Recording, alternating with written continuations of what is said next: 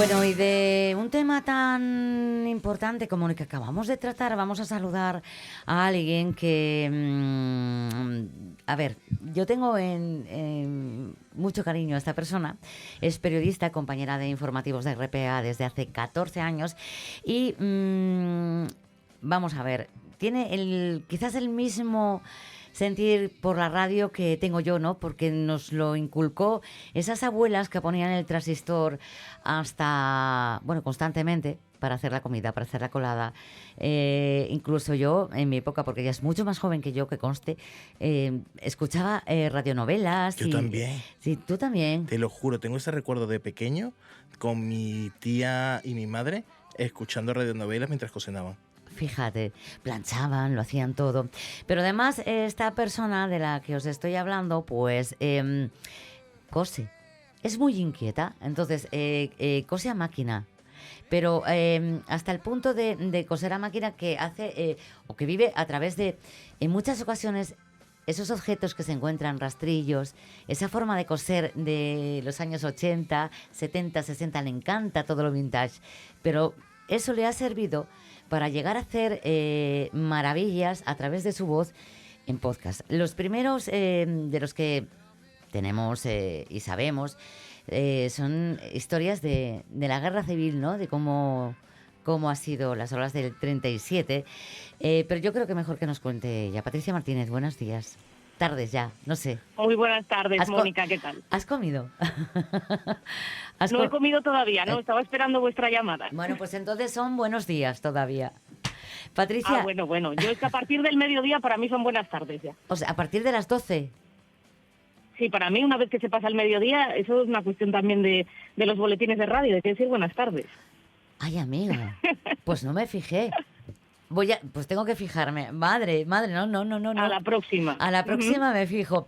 Que hablábamos de ese poder, ¿no? Que tiene la radio o las creaciones sonoras y que tú en su momento para la RPA sí que hiciste esos 7 episodios de las olas del 37, que son historias de los entre del los exilio, de la deportación, efectivamente. Desde julio a octubre del 37, en el que llegaron a salir 50.000 entre 50.000 y 70.000 personas de la región, ¿verdad? Para irse en ese momento tan tremendo a otros puntos del mundo. Bueno, pues como no paras y eres inquieta, has decidido hacer algo más, ¿verdad? Era como esa espinita clavada que tenías de seguir con esta historia. Pero a título personal. Sí, se trata de un proyecto independiente que hago gracias también al apoyo, la colaboración. Somos un equipo ya con David Fernández y con Javier Palomo, también compañeros de RPA, pero bueno, esto lo hemos hecho pues en nuestros ratos libres, ¿no? En los que nos permite, más allá del trabajo, hemos podido ir recabando esta información. Fuimos en el mes de octubre a una serie de lugares en Galicia, a donde habían llegado pues personas que, como los que protagonizaban las olas del 37, se habían ido al exilio por la inminente llegada de las tropas franquistas a Asturias en el otoño del año 37, pero estas personas tenían la particularidad de que no llegaron a completar ese exilio, ¿no? Yo lo denomino el exilio frustrado, es decir, son personas, son en este caso 7 asturianos de Gijón que habían salido prácticamente en los últimos pulsos de la guerra aquí en Asturias, el 20-21 de octubre, y fueron capturados en el mar. Es decir, no llegaron a su destino, que eran los puertos franceses. Fueron capturados en el mar y conducidos en primera instancia a Ribadeo y después a Camposancos, que es en La Guardia, en Pontevedra. Sí. Y allí estuvieron un tiempo en un campo de concentración. Estos podcasts que has realizado o que estás realizando se titulan Un silencio enterrado. ¿Por qué? Exacto. Bueno, el periplo de estos 7 jóvenes asturianos, que también fue el de muchos, no se quedó en ese campo de concentración de la provincia de Pontevedra, que fue, por cierto, el campo de concentración más grande de toda Galicia. fueron allí condenados a muerte en una serie de juicios sumarísimos que se llegaron a realizar allí en el propio campo, y después los llevaron a la prisión de Celanova, en Ourense, a unos cuantos kilómetros de allí, y allí fueron fusilados, no porque fueran a cumplir esa pena de muerte, sino porque, bueno, una serie de circunstancias, militares falangistas, bueno, pues tomaron la decisión de perpetrar esos asesinatos allí junto a la tapia del cementerio de San Breixo, en Celanova, y fueron enterrados en una fosa común que fue desenterrada a finales del año 2022. Y ese fue el punto de partida de esta historia. Nosotros queríamos recordar la historia de esos asturianos, conocer en qué circunstancias habían vivido ese horror, contactar con familiares y desenterrar el silencio, pero no solo el silencio digamos, más simbólico, que es lo que supone la exhumación de sus cadáveres, sino también el silencio de muchos familiares que durante tantísimos años pues se vieron obligados efectivamente a no hablar de lo que les había sucedido a sus padres, a sus abuelos, ¿no? Vamos a desenterrar entonces ese silencio y vamos a ponerle nombres. Son Baldomero, Marcelino, Guillermo, Alfonso, Abelardo, Belarmino y Mariano, ¿verdad? Uh-huh. Son, eran 7 jóvenes, sí. El más joven tenía 18, 19, Uf. El mayor tenía 36, o sea, para que os hagáis a la idea, ¿no? El mayor de todos era un chaval de 36 años. Y bueno, en muchas ocasiones, lo sabemos en Asturias, no sé, en Galicia, o sea, en Galicia yo supongo que igual, ¿no? Imagino que estos jóvenes, algunos sí estuviera vinculado a algún movimiento contra y otros no. ¿Coincidió? A ver, sí que es cierto que la mayoría tenían algún tipo de afiliación política o sindical, pero eso obviamente no es ningún delito. Correcto. De hecho, el mayor era el que más significado políticamente estaba, Mariano Blanco, porque llegó a ser pues miembro destacado de la CNT de Gijón, pero efectivamente los mayores delitos, entre comillas, por favor, entre comillas, de esos 7 chavales asturianos era defender la libertad, defender la democracia, ¿no? Vamos a escuchar, porque me estamos hablando de sonido y yo quiero escuchar tu voz en una de esas historias. Cerca de 500 kilómetros separan al remitente de las destinatarias. Un joven escribe a su mujer y a su hija. Se llama Marcelino. Tiene apenas 20 años. Es asturiano de Mieres. Aunque vive en Gijón, es mecánico de máquinas de escribir. Comenzó a salir con Oliva siendo adolescentes. Ahora acaban de ser padres.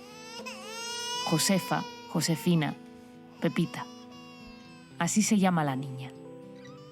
Se está acabando el verano de 1937 y no es un verano normal.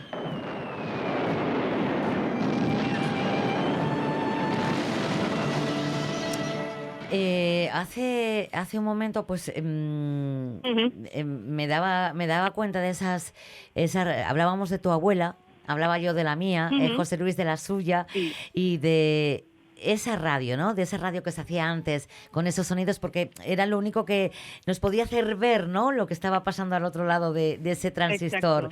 Y ahora mismo esa creación narrativa que estás haciendo tú, lo que trae es esos recuerdos, ¿verdad? El sonido de fondo. A ver, los podcasts y la radio se puede hacer así, pero ¿cuánto de antes tiene esta narración en ti? Esto que cuentas, ¿cuánto de lo que tú has mamado con tu abuela, me refiero? Sí. Bueno, mi abuela, como decías antes, la radio la acompañaba en todas las tareas, pero no solo en las tareas, digamos, diarias, sino que básicamente en algo tan básico como acostarse o levantarse por la mañana era su gran compañera. También es cierto que tengo que reconocer que había una particularidad de mi abuela, que es que en sus últimos años se había quedado ciega, con lo cual de ahí la importancia también de esto, ¿no? De cómo esos efectos sonoros son capaces de sumergirnos en la historia sin necesidad de que nos pongan imágenes, ¿no? Nuestro cerebro es capaz, a través de esos sonidos, de crear las propias imágenes en nuestro cerebro, ¿no? Entonces, yo creo que eso es, pues sí, de una forma mi pequeño homenaje, ¿no? A mi abuelina, y que supongo que si ella pudiese escuchar ahora este trabajo, pues seguramente se imaginaría, porque ella también vivió la guerra y ella fue, digamos, la relatora de aquellos acontecimientos cuando yo era una niña pequeña. Exactamente igual que la mía. Yo sí me pongo a pensar, a mí la guerra civil lógicamente no la viví. Mi madre tenía justo 1 año cuando empezó y quien me contó las historias era mi abuela. Claro. ¿No? Entonces, precioso homenaje que le haces a ella y a todos los demás en este podcast que recuerdo que se llama Un silencio enterrado, que se puede escuchar, ¿dónde? Pues se puede escuchar en todas las plataformas de podcast, en Spotify, en iVoox, en Apple Podcast, pero si se busca en Google Un silencio enterrado, ya aparece casi de las primeras, si no es la primera, prácticamente de las primeros resultados de búsqueda. Hay una página web donde se puede consultar toda la información, hay fotos, hay historias subsidiarias, digamos, de la historia principal. De hecho, animo a la gente a que escuche el último capítulo que hemos publicado, el de un chico que se llamaba Cleominio. No es de este grupo de los 7, pero tiene una historia muy singular, una historia preciosa, tremenda, terrible, pero preciosa, que merece la pena escuchar, y que además estamos tirando del hilo para intentar hacer algo con su biografía, para conocer un poco más quién era este Cleominio Muñiz Lorenzo, de 18 años. Pues con ello nos quedamos, con esos capítulos, con este capítulo extra que ofreces.